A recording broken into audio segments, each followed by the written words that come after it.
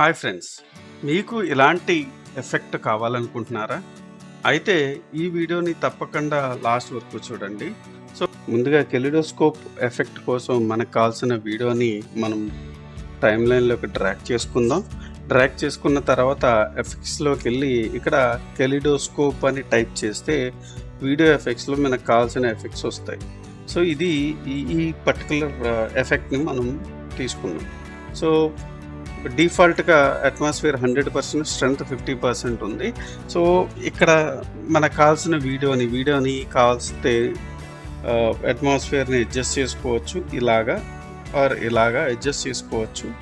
At the same time స్ట్రెంగ్త్‌ని కూడా తగ్గించుకోవచ్చు పెంచుకోవచ్చు అన్నమాట. సో, ఇలాగా మనం కెలిడోస్కోప్ ఎఫెక్ట్‌ని అన్నది క్రియేట్ చేసుకోవచ్చు. దీనికి అడ్వాన్స్‌డ్ ఇంకేం చేయొచ్చు అంటే ఫిల్టర్స్‌లోకెళ్ళి మనకు కావాల్సిన ఫార్మాట్ కలర్ ఇంపాక్ట్ అనేది క్రియేట్ చేసుకోవచ్చు.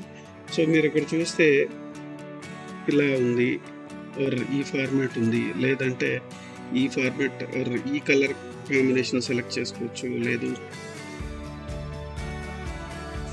ఇది సెలెక్ట్ చేసుకోవచ్చు, లేదంటే ఇలా రకరకాల కలర్ కాంబినేషన్ సెలెక్ట్ చేసుకొని కలర్ గ్రేడింగ్ సెలెక్ట్ చేసుకొని మనం యూజ్ చేసుకోవచ్చు. ఫర్ ఎగ్జాంపుల్ నాకు ఇది నచ్చింది, black and white kind of colour filter నాకు నచ్చింది.